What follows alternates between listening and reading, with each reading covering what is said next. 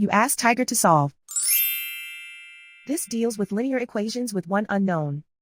The final result is x equals 19/5. Let's solve it step by step.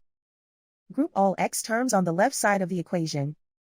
Subtract 6x from both sides.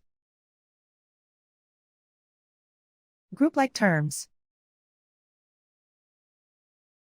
Simplify the arithmetic. Group like terms. Simplify the arithmetic. Group all constants on the right side of the equation. Subtract 13 from both sides. Simplify the arithmetic.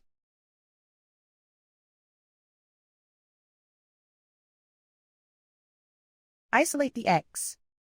Divide both sides by -5. Cancel out the negatives. Simplify the fraction. Cancel out the negatives. And so the final result is x equals 19/5.